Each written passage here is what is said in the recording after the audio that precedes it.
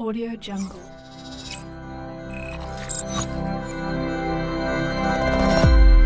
Audio Jungle. Assalamualaikum warahmatullahi wabarakatuh. Innal hamdalillah nahmaduhu wa nasta'inuhu wa nastaghfiruh wa na'udzu billahi min syururi anfusina wa min sayyiati a'malina may yahdihillahu fala mudhillalah wa may yudlilhu fala hadiyalah.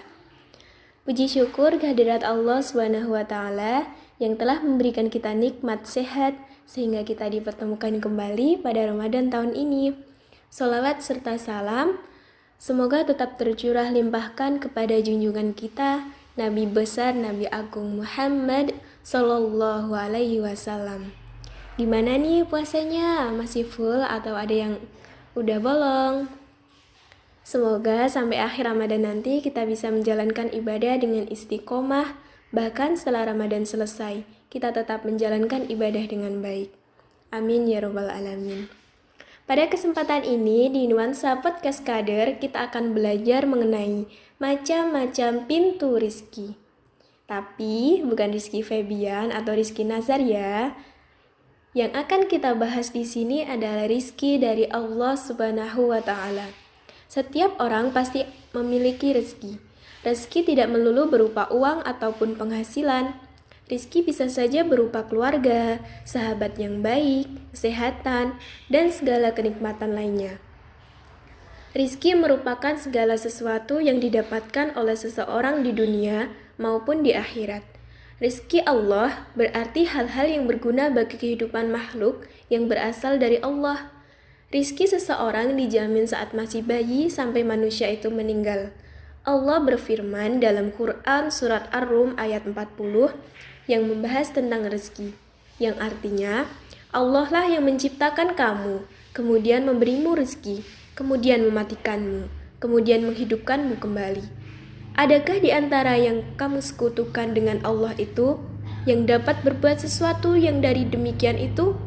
Maha sucilah Dia dan maha tinggi dari apa yang mereka persekutukan. Quran Surat Rum ayat 40. Dalam ayat tersebut Allah memberitahu bahwa setelah menghidupkan manusia, Allah memberikan rezeki, mematikan dan menghidupkannya kembali.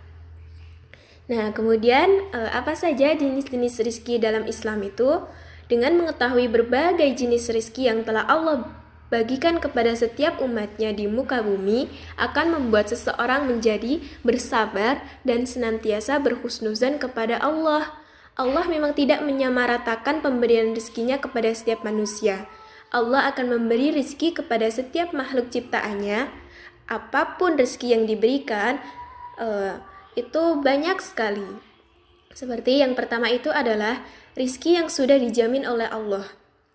Dalam Quran Surat Hud ayat 6 Allah berfirman, "Wa ma min dabbatin fil ardi ilaihi rizquna wa ya'lamu mustaqarraha wa musta'taudaha kullun fi kitabim mubin." Yang artinya, dan tidak ada suatu binatang melata pun di bumi melainkan Allah lah yang memberi rizki kepadanya, dan Dia mengetahui tempat berdiam binatang itu dan tempat penyimpanannya. Semua tertulis dalam kitab yang nyata, Lauh Mahfuz. Dalam ayat tersebut, Allah telah menjamin rizki setiap ciptaannya di muka bumi, bahkan termasuk binatang melata sekalipun. Mereka diberi rizki agar dapat bertahan hidup dan melaksanakan tugasnya masing-masing. Tidak ada satu makhluk yang di bumi yang tidak dijamin rizkinya oleh Allah. Setiap makhluk hidup bersama rezekinya, tempat tinggalnya, dan tempat matinya semua tercatat di dalam kitab yang jelas, yaitu Lauh Mahfuz. Kemudian rezeki yang kedua adalah rezeki karena hasil berusaha. Semakin gigih seseorang dalam usahanya, semakin besar pula kemungkinan yang akan berkelimpahan rezeki. Dan rezeki ini diberikan baik kepada orang muslim maupun orang kafir. Yang ketiga adalah rezeki karena bersyukur. Semakin bersyukur seseorang atas apa yang ia dapatkan, maka akan semakin ditambah kenikmatan yang ia dapat. Dengan mensyukuri segala nikmat Allah yang telah diberikan kepadanya, maka Allah akan memberikan rezeki yang lebih untuknya.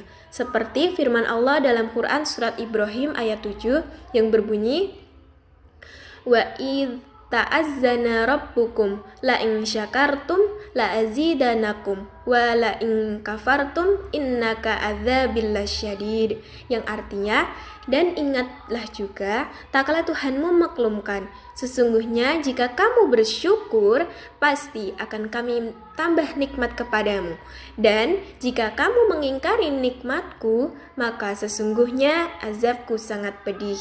Quran surat Ibrahim ayat 7. Kemudian rizki yang keempat adalah rizki karena bertakwa. Rizki ini bukanlah hasil hukum sebab akibat.